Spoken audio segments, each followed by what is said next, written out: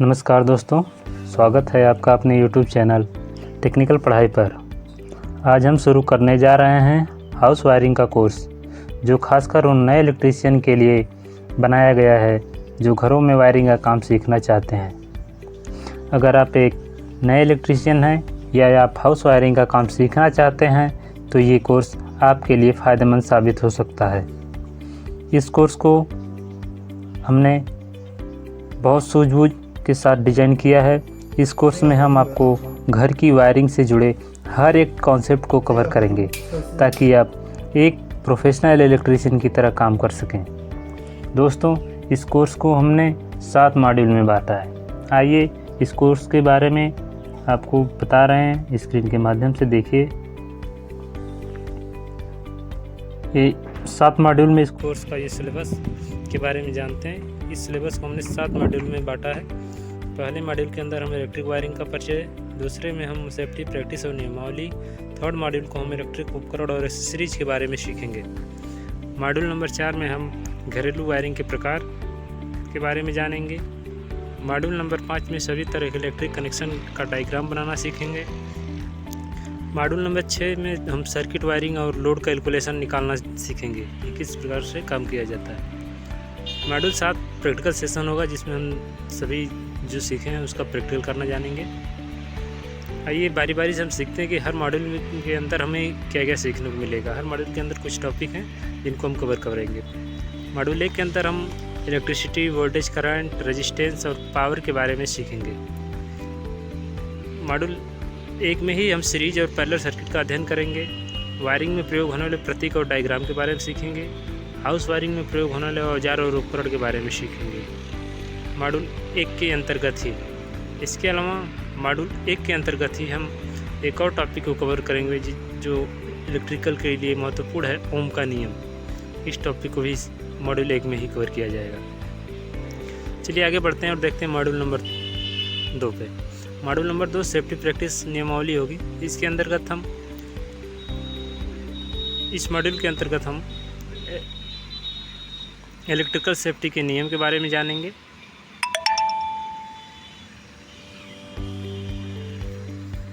Shock और emergency की स्थिति में प्राथमिक उपचार क्या होता है। अगर इमरजेंसी में शॉर्ट सर्किट हो गया, शॉक लग गया तो क्या प्राथमिक उपचार होगा।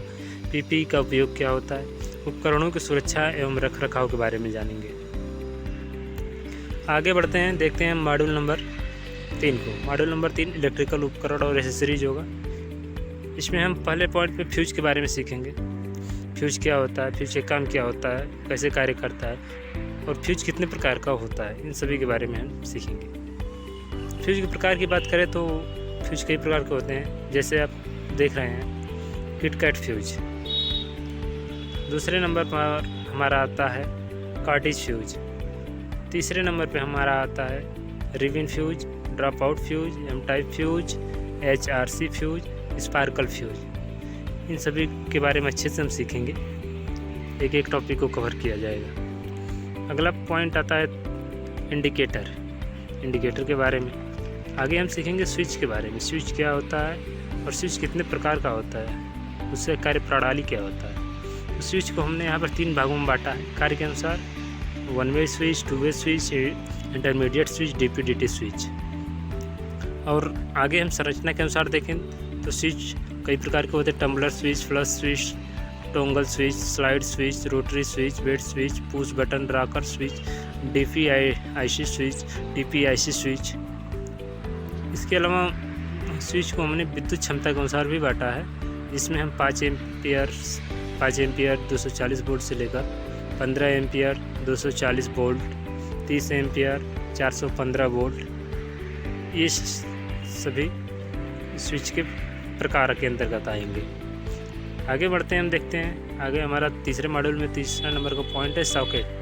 इस सॉकेट चौथे नंबर पे हम सीखेंगे प्लग टॉप के बारे में। 5वें नंबर पे हम कवर करेंगे होल्डर को। होल्डर में कई प्रकार के होल्डर होते हैं, तो उन सभी होल्डरों को कवर किया जाएगा। Parallel lamp holder, angle holder, pendant holder, bracket holder, batten holder, swivel holder, ये सभी होल्डर को देखेंगे कि ये कैसे होते हैं, क्या काम होता है, क्या करते हैं।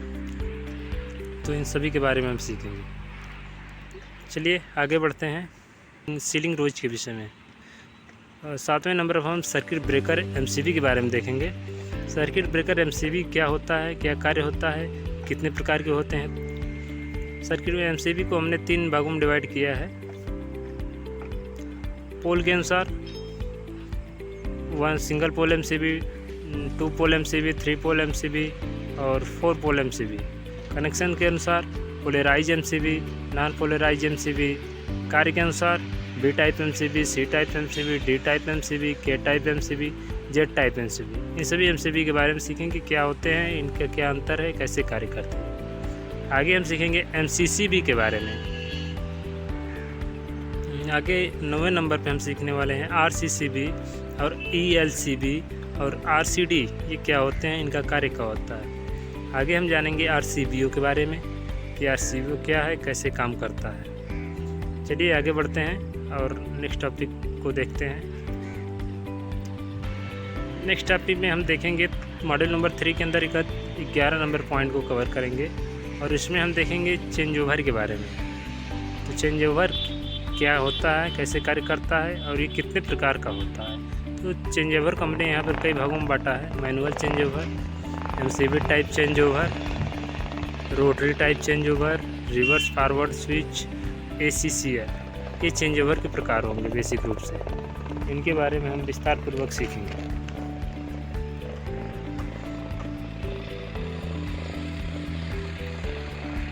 आगे देखेंगे आइसोलेटर स्विच के बारे में, ST connector, LED panel indicator और ATS के बारे में। इन सभी को पूर्ण रूप से हम कवर करेंगे। आगे चलिए देखते हैं मॉड्यूल नंबर 4 को, घरेलू वायरिंग के प्रकार के बारे में। वायर के प्रकार,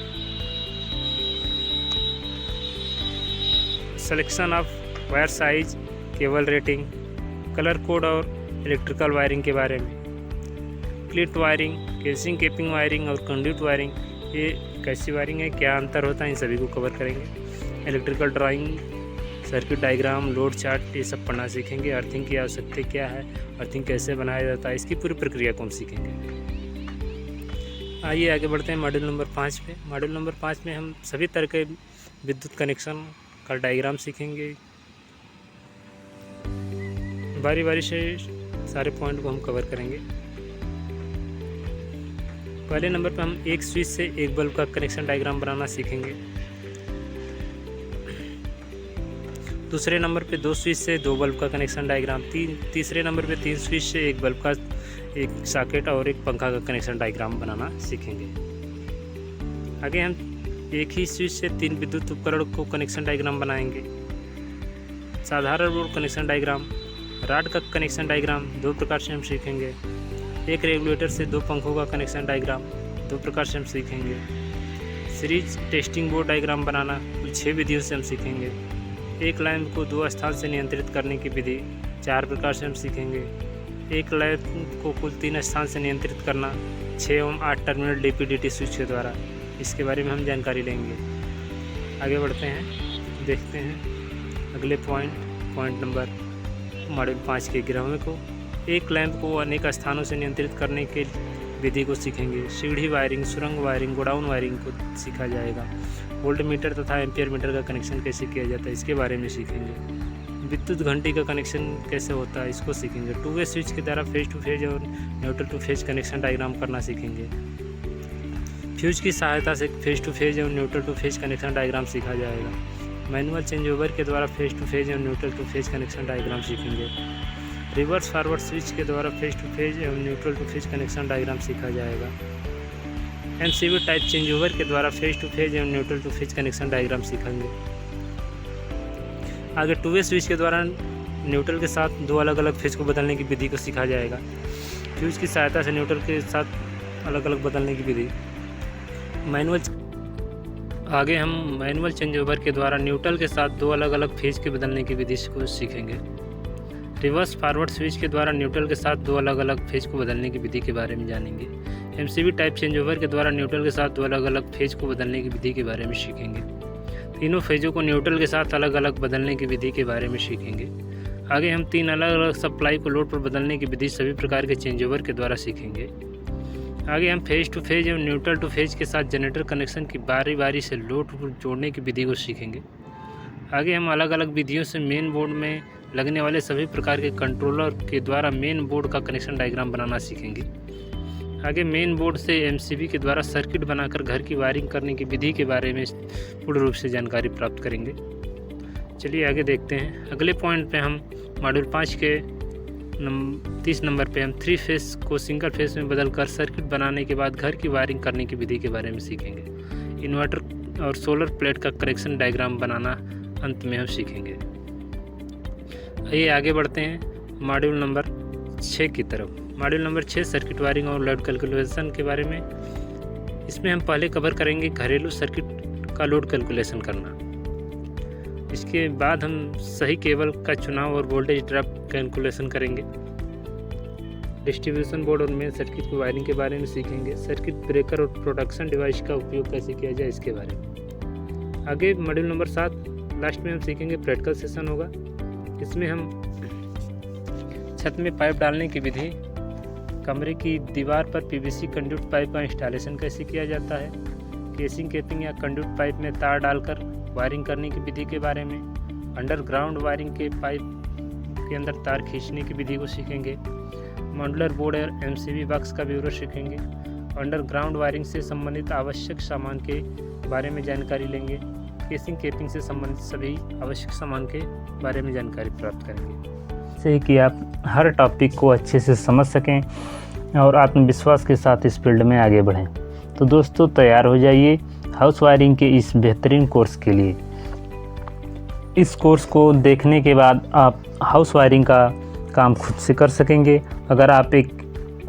अगर आप इस विषय में दिलचस्पी रखते हैं तो इस वीडियो को लाइक करें, चैनल को सब्सक्राइब करें और बेल आइकन दबाना ना भूलें ताकि आप हमारी आने वाली हर वीडियो को देख सकें। अभी के लिए आपका बहुत बहुत धन्यवाद। मिलते हैं अगले नई क्लास में।